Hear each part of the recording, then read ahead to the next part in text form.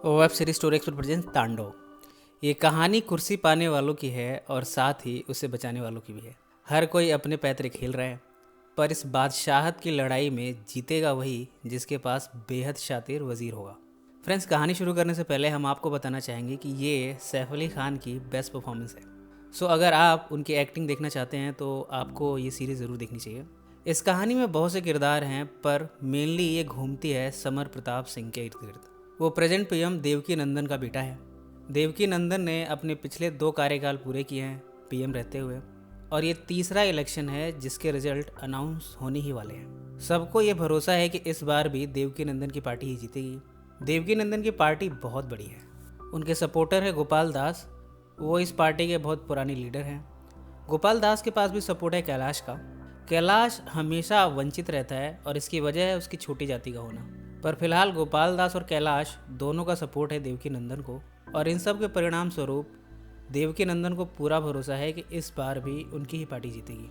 आज जेएलडी यानी जन लोकदल पार्टी के कार्यकर्ता बाहर खड़े हैं, सभी इलेक्शन के रिजल्ट का इंतजार कर रहे हैं। इतने में समर प्रताप सिंह बाहर आया। उसे देखने के लिए लोगों की भीड़ खड़ी है।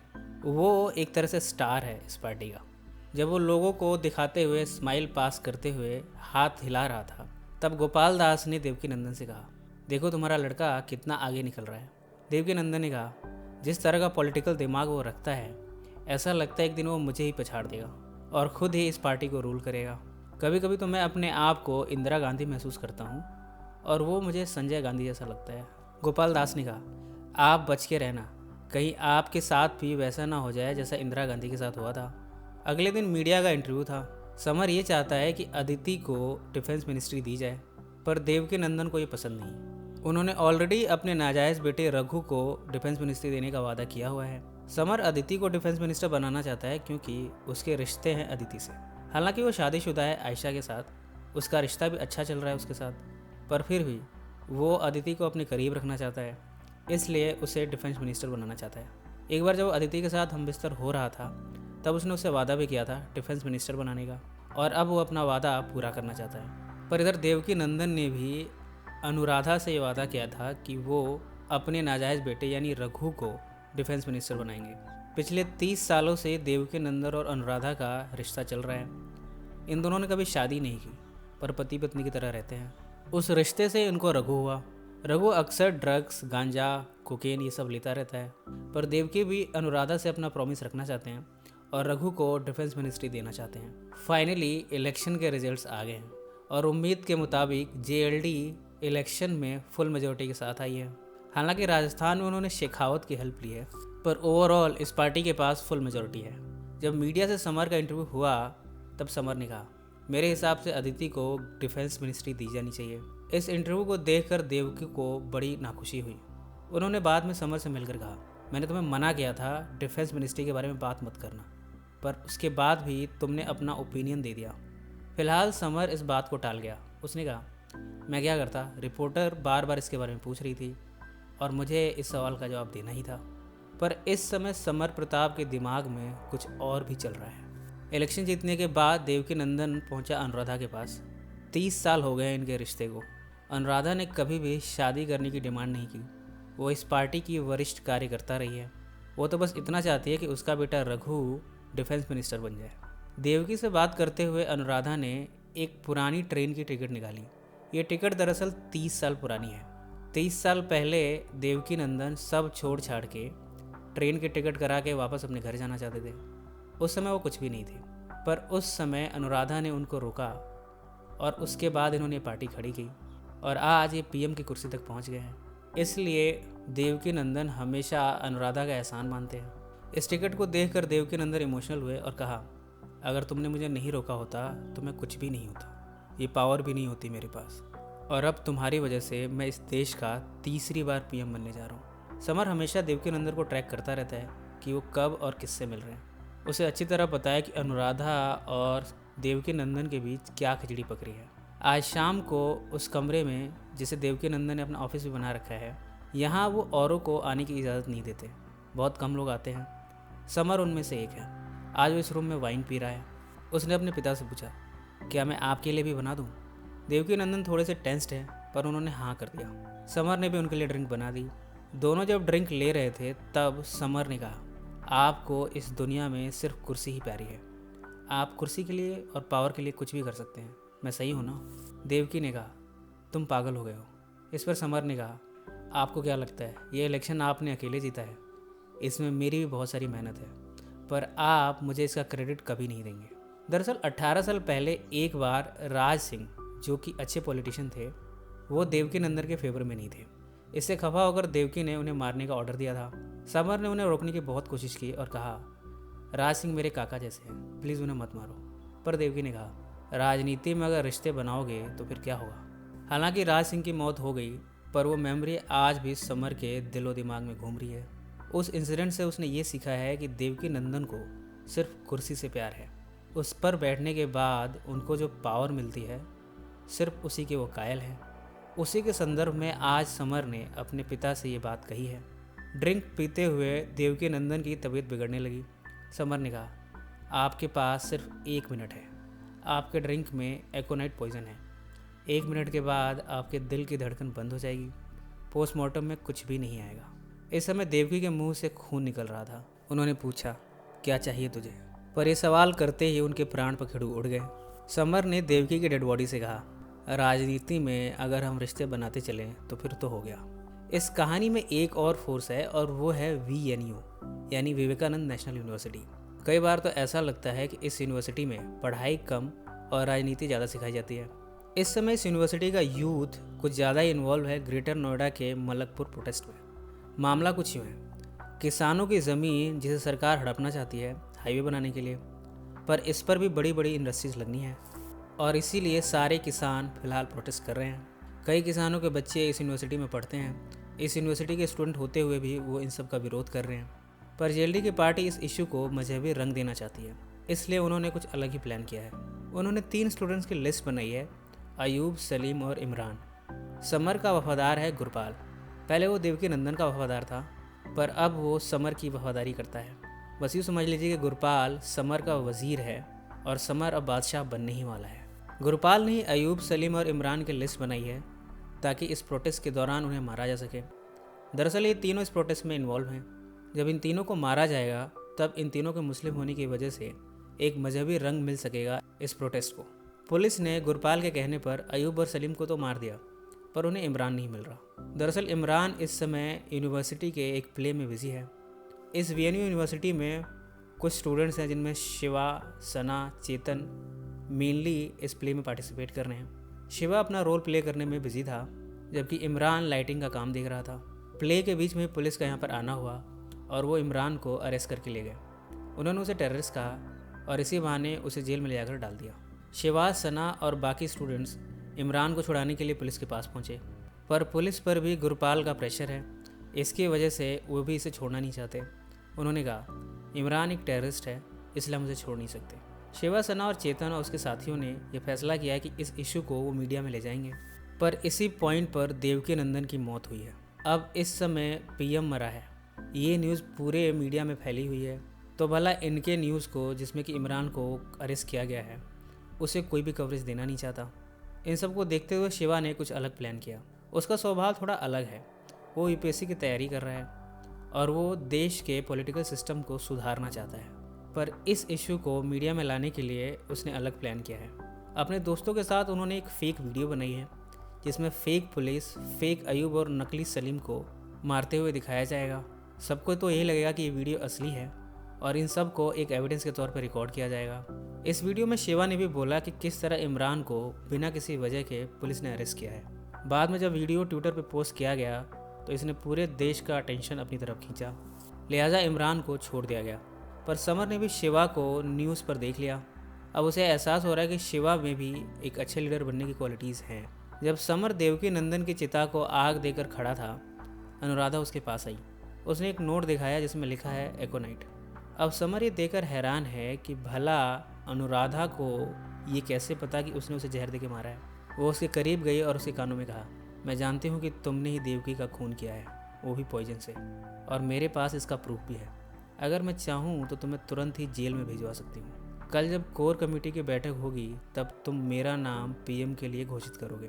या फिर जेल की हवा खाओगे। समर को समझ नहीं आ रहा कि आखिर ये इन्फॉर्मेशन लीक कैसे हुई। वो बड़े टेंशन में है। उसने मीडिया वालों को भी बुलाया, जिसमें अजय और गरिमा भी थे। उनको डांटा, पर सब ने इन सब से हाथ खींच लिया। सब ने कहा हमने इसमें कुछ भी नहीं किया, ये इन्फॉर्मेशन कैसे लीक हुई है ये हमें भी नहीं पता। घर पर समर की वाइफ आयशा भी उससे पैसिफाई करने की कोशिश कर रही है। अब इन्हें समझ में नहीं आ रहा कि आखिर अब क्या किया जाए। अगर वो अनुराधा को एज ए पीएम सेलेक्ट नहीं करता है तो उसे जेल जाना पड़ेगा। गोपाल दास, जो कि इस पार्टी के सीनियर लीडर हैं, उनकी भी आकांक्षाएं अब उफान पर हैं। वो खुद भी पीएम बनना चाहते हैं। उन्होंने समर के सामने कहा, अगर तुमने मुझे पीएम नहीं बनाया तो मैं अपना सपोर्ट खींच लूँगा और साथ में कैलाश भी खींच लेगा। बहरहाल कोर कमेटी की मीटिंग में समर ने सरप्राइजिंगली अनुराधा का नाम पीएम के लिए घोषित कर दिया। कुछ विरोध के बाद सब ने अनुराधा को ही एक पीएम के तौर पर एक्सेप्ट कर लिया है। पीएम बनने के बाद अनुराधा ने भी अपने कार्ड्स खेलने शुरू किए। उसे बड़ी अच्छी तरह बताया कि कौन कौन उसके खिलाफ है और किसको कैसे तोड़ना है। सबसे पहले तो समर के ग्रुप को तोड़ना चाहती है ताकि समर और भी कमज़ोर हो जाए। इसलिए उसने अदिति को अपनी तरफ मिलाने के लिए उसे डिफेंस मिनिस्ट्री दे दी और इस तरह अदिति अब अनुराधा का विरोध नहीं करेगी बल्कि उसके साथ रहेगी। और साथ ही अनुराधा ने कैलाश को होम मिनिस्ट्री दी है। उसका ये स्मार्ट मूव काम कर गया है। समर भी इस सब को रियलाइज़ कर रहा है। उसने अपने पिता को मारा ताकि उसे पावर मिल सके, पर अब तो उसका पॉलिटिकल करियर ही ख़त्म होने वाला है। इसकी वजह यह भी है कि अनुराधा ने समर को कोई भी मिनिस्ट्री नहीं दी है। उसे तो सलाहकार मंडल का अध्यक्ष बना दिया है। इन सब से समर बड़ा इंसल्टेड फील कर रहा है। अब समर ने फैसला किया कि वो अपने कार्ड्स बड़े समझदारी से खेलेगा। अब वो चाणक्य बनेगा, यानी चाणक्य नीति अपनाएगा। पर चाणक्य बनने के लिए भी एक चंद्रगुप्त की ज़रूरत होती है। उसने शिवा को टेलीविज़न पर देखा है। उसने गुरपाल से कहा, अच्छा बोलता है लड़का, अब ये ही मेरा चंद्रगुप्त बनेगा। इस समय गुरपाल को 2 टास्क असाइन किए गए हैं। पहला ये कि उसे शिवा को कन्विंस करना है इस पार्टी में शामिल होने के लिए, और दूसरा ये पता लगाना है कि आखिर वो पॉइजन वाली इन्फॉर्मेशन लीक कैसे हुई। इन सब में एक अनजान शख्स ने, जिसे अब तक दिखाया नहीं गया, उसने पीएम अनुराधा के असिस्टेंट मैथिली को फ़ोन किया है। उसने कहा, मेरे पास प्रूफ है कि देवकी नंदन को पॉइजन देकर मारा गया है। मुझे सिर्फ 100 करोड़ चाहिए और मैं ये प्रूफ आपको दे दूंगा। पहले तो मैथिली को ये सब मजाक लगा। उसने अनुराधा से शेयर किया। अब इन दोनों ने फैसला किया है कि क्यों ना इससे मिलकर उस प्रूफ को ले लिया जाए। अब मैथिली पीएम अनुराधा के इशारों पर गई उस जगह पर जहां उस अनजान शख्स ने बुलाया था। इस समय उसने सिर्फ 1 करोड़ मांगा है, इसलिए वो 1 करोड़ लेकर ही गई है और बाकी के पैसे वो बाद मिलेगा जब वो बाकी के प्रूफ दे देगा। उस अनजान शख्स के कहे गए बातों के अनुसार मैथिली ने 1 करोड़ रुपए डस्टबिन में डाल दिए और दूसरे डस्टबिन में उस एविडेंस को ढूंढा। यहाँ उसे सिर्फ एक नोट मिला है, एकोनाइट। इसके बाद उस अनजान शख्स ने फ़ोन काट दिया। पर इस कहानी में एक रहस्य है कि आखिर उसके पास ये प्रूफ आया कैसे। दरअसल पीएम अनुराधा के पास कोई प्रूफ है ही नहीं। उसने तो सिर्फ समर को बेवकूफ़ बनाया। पर अब तक समर को यही लग रहा है कि अनुराधा के पास उसके खिलाफ सबूत हैं और वो उसे कभी भी जेल भिजवा सकती है। गुरपाल इस समय उस हॉस्पिटल के सीसीटीवी रिकॉर्डिंग्स को चेक कर रहा है जिसमें कि देवकी नंदन को समर के द्वारा पॉइजन देने के बाद भेजा गया था और बाद में ये कहा गया कि दिल का दौरा पड़ने की वजह से उन्हें हॉस्पिटल में एडमिट किया गया और इस हॉस्पिटल में उनकी जान चली गई। गुरपाल को ये लग रहा है कि हो सकता है कि इस हॉस्पिटल के स्टाफ में से किसी ने या फिर डॉक्टर्स ने फ़ोन किया हो बाहर और इस तरह इन्फॉर्मेशन लीक हुई हो, इसलिए वो सारी सीसीटीवी रिकॉर्डिंग्स को चेक कर रहा है। उसने उन दोनों डॉक्टर से भी पूछताछ की जिन्होंने कि देवकी नंदन को ट्रीटमेंट दिया था, पर उन दोनों में से किसी ने भी इन सब से इनकार कर दिया। डॉक्टर पाठक पर गुरपाल को सबसे ज़्यादा शक हो रहा है, पर अभी तक गुरपाल को कुछ खास सबूत मिला नहीं है। इस हॉस्पिटल के स्टाफ से गुरपाल को कुछ सस्पेक्ट की लिस्ट मिली है जिन्होंने कि उस दिन फ़ोन किया था बाहर। हो सकता है कि इनमें से किसी एक ने फ़ोन किया हो और बाहर बताया हो और इस तरह ये इन्फॉर्मेशन अनुराधा तक पहुंची हो। गुरपाल ने इन लिस्ट में से नंबर्स पे एक एक करके कॉल किया। इनमें से एक नंबर पर जब उसने फ़ोन किया तो ये एक फ़ीमेल की आवाज़ थी। गुरपाल को शक है कि ये आवाज़ पीएम अनुराधा की असिस्टेंट मैथिली की है। इस बात का तो एक मतलब ये भी निकलता है कि अनुराधा को पीएम के मरने से पहले ही ये खबर थी कि उन्हें मारा जाने वाला है, क्योंकि ये फ़ोन 4 घंटे पहले किया गया था, सीसीटीवी रिकॉर्डिंग में दिख रहा है। इस बात की पुष्टि हुई है डॉक्टर पाठक से। दरअसल सीसीटीवी रिकॉर्डिंग में गुरपाल ने देखा कि डॉक्टर पाठक की एक्टिविटीज़ थोड़ी सस्पिशियस है। वो डॉक्टर पाठक को पकड़ कर ले आया हॉस्पिटल, एक थप्पड़ मारा और सब कुछ उगलवा लिया। डॉक्टर पाठक ने कहा, मुझे जब ये पता लगा कि देवकी नंदन को मार कर यहाँ लाया जाने वाला है तब मुझे थोड़ा गिल्ट हुआ और 4 घंटे पहले मैंने अनुराधा के रेसिडेंस वाले नंबर पर फ़ोन किया। फ़ोन मैथिली ने उठाया। मैंने सब कुछ बता दिया कि पीएम देवकी नंदन की मौत होने वाली है, पर मैंने उन्हें कोई प्रूफ नहीं दिया था। ये सारी जानकारी गुरपाल ने समर और आयशा को दी। अब तो ये भी सरप्राइज है ये जानकर कि अनुराधा को 4 घंटे पहले ही पता चल चुका था कि देवकी को मारा जाने वाला है, पर फिर भी उसने कुछ नहीं किया। इसका मतलब तो ये हुआ कि वो खुद भी चाहती थी कि देवकी नंदन की मौत हो जाए। पर समर, आयशा और गुरपाल को इस बात का अभी तक कोई श्योर नहीं है कि वाकई में अनुराधा के पास कोई एविडेंस समर के खिलाफ है या नहीं। इस बात को कंफर्म करने के लिए गुरपाल मैथिली को ट्रैक कर रहा है। मैथिली भी उस अनजान शख्स का पता लगाने में लगी हुई है जिसने उसे फ़ोन किया था, ये कहकर कि उसके पास एविडेंस है। एक आईटी गाय के हेल्प से उसने उस एड्रेस को लोकेट किया और वहाँ पहुँची, पर वहाँ उसे मिला गुरपाल। गुरपाल ने कहा धप्पा, मैंने पकड़ लिया। वो उसे कार में ले गया। इन दोनों के पास्ट में रिलेशन रहे हैं। गुरपाल ने कहा, मैं जानता हूँ कि तुम और अनुराधा के पास कोई प्रूफ नहीं है समर के खिलाफ, तुम दोनों मिलकर उसे बेवकूफ़ बना रहे हो, और मैं ये भी जानता हूँ कि तुम्हारी बहन और बाकी के फैमिली मेम्बर्स कहाँ रहते हैं। अगर उनकी सलामती चाहती हो तो तुम्हें एक काम करना होगा। मैथिली ने पूछा, आखिर तुम चाहते क्या हो? इस पर गुरपाल ने कहा, मुझे अनुराधा के खिलाफ प्रूफ चाहिए कि उसको पहले से सब कुछ पता था। मैथिली गुस्से में कार से उतर कर चली गई, पर गुरपाल को पूरा भरोसा है कि मैथिली समझदार है। बहुत जल्द वो अपने परिवार को बचाने के लिए कोई ना कोई एविडेंस ज़रूर देगी। अब लगाम फिर से समर के पास आ जाएगी। समर भी वीएनयू का स्टूडेंट रहा है। उसका साथी था प्रोफेसर जिगर, अब वो वीएनयू में प्रोफेसर हो गया है। उसकी पत्नी संध्या उससे नहीं बल्कि अब कैलाश से प्यार करती है, इसलिए वो अब जिगर से डिवोर्स चाहती है। इस क्रम में जिगर ने भी रिश्ते बना लिए हैं सना से। हालांकि वो अभी भी संध्या को मना लेना चाहता है, पर संध्या जो कि कैलाश के प्यार में है और उसके लिए जिगर को डिवोर्स के लिए फोर्स कर रही है। कैलाश की भी अपनी पत्नी से नहीं बनती, वो भी उसे डिवोर्स लेना चाहता है। जैसे ही डिवोर्स हो जाएगा वो संध्या से शादी कर लेगा। इस कहानी में सना की भी बहन है अदा। उसके बॉयफ्रेंड ने पुलिस से डरकर खुदकुशी कर ली थी। उस पर इल्ज़ाम था कि वो एक टेररिस्ट था। वो तो मर गया, पर उस केस में आज भी अदा को पुलिस इंस्पेक्टर परेशान करता रहता है।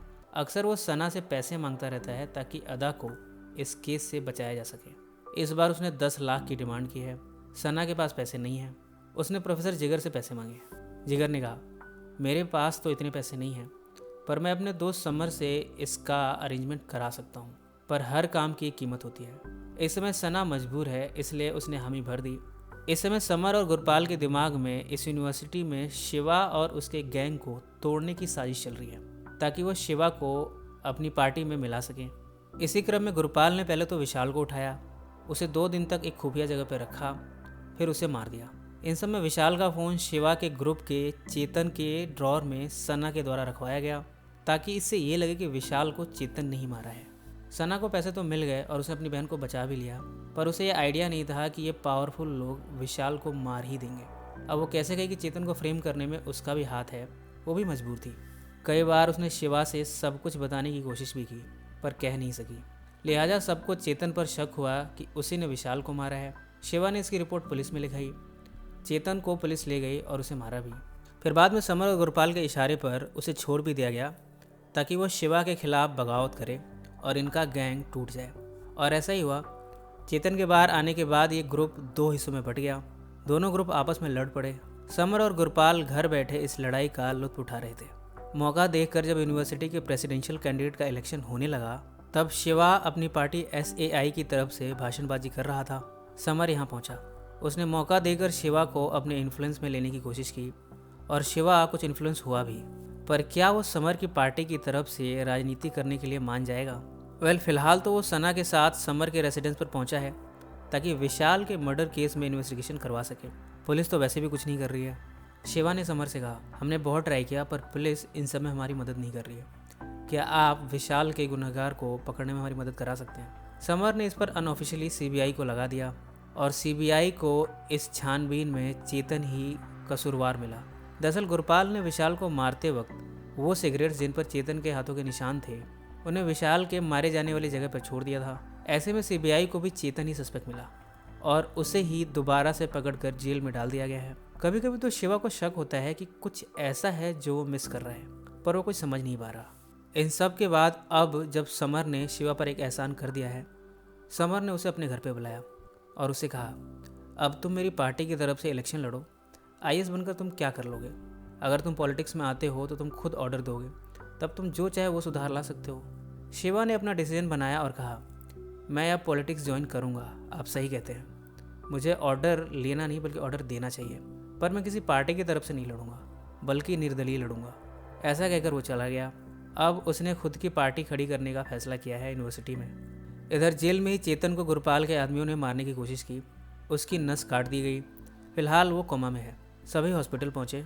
इतने में खबर आई है कि शिवा इस यूनिवर्सिटी के प्रेसिडेंशियल इलेक्शन को जीत गया है। सना को महसूस हो रहा है कि वो कहाँ फंस गई है, किसी से कुछ कह नहीं सकती, पर एक ना एक दिन इन सब से पर्दा उठेगा और वो बड़ी मुसीबत में फंस जाएगी। इसलिए अब वो अदा को लिए यहाँ से आज शाम 5:30 बजे कहीं दूर चली जाएगी। अदा को उसने खान मार्केट पर उसका वेट करने को कहा है, पर जाने से पहले वो शिवा को सब कुछ बताना चाहती है, इसलिए उसने लाइब्रेरी में उसे मिलने को बुलाया है। लाइब्रेरी में शिवा को सना तो नहीं मिली बल्कि जिगर मिला। अब वो हॉस्टल के हर कमरे में सना को ढूंढ रहा है। वो उससे प्यार करने लगा है। एक बार तो उसने उसे प्रपोज कर भी दिया था, पर सना ने कुछ रिप्लाई नहीं किया क्योंकि वो उस समय खुद ही अपने सवालों में उलझी हुई थी। शिवा दरअसल सना को खोना नहीं चाहता, पर हॉस्टल में जब उसने कमरा खोला तब सना की लाश मिली है, वो भी पंखे से लटकी हुई। जब ये सब हो रहा था तब समर ने अपने सारे दांव चल दिए थे। मैथिली ने मजबूर होकर वो रिकॉर्डिंग जिसमें अनुराधा मैथिली से ये बता रही है कि उसे पहले से ही पता था कि देवकी का खून होने वाला है, इस रिकॉर्डिंग को मैथिली ने गुरपाल को दे दिया है। इस वीडियो में अनुराधा मैथिली से कहती है, मैंने 30 साल तक इस पार्टी की सेवा की, मुझे क्या मिला? सही गलत कुछ भी नहीं होता, जो होना होता है वो होता है। देवकी को तो मरना ही था, अब वजह चाहे जो भी हो और उसे जो भी मारे, पर इसी बहाने मैं पीएम तो बनी, और इसलिए मैंने ये जानते हुए भी कि देवकी मरने वाला है किसी से कुछ नहीं कहा। मैंने अपना मुंह बंद रखा और मौके का फ़ायदा उठाया। इस रिकॉर्डिंग को दिखाकर समर ने अनुराधा को ठीक वैसे ही ब्लैकमेल किया है जैसे अनुराधा ने समर को किया था। अगले दिन अनुराधा को बाथरूम में पाँव फिसलने का बहाना बनाना पड़ा और इसके बाद उसे हॉस्पिटल ले जाया गया। ये सब उसने समर के कहने पर किया है, क्योंकि अगर वो ऐसा ना करे तो उसे जेल जाना पड़ेगा। और फिर बाद में जब कोर कमेटी की बैठक हुई है तब समर ने अपना एक और पैतरा खेला है। उसने बजाय खुद को पीएम बनाने के गोपाल दास को अंतरिम प्रधानमंत्री बना दिया है। उसके दिमाग में चल क्या रहा है ये हमें सीजन 2 में पता चलेगा। बाद में आयशा ने उससे पूछा, तुमने खुद को पीएम क्यों नहीं बनाया?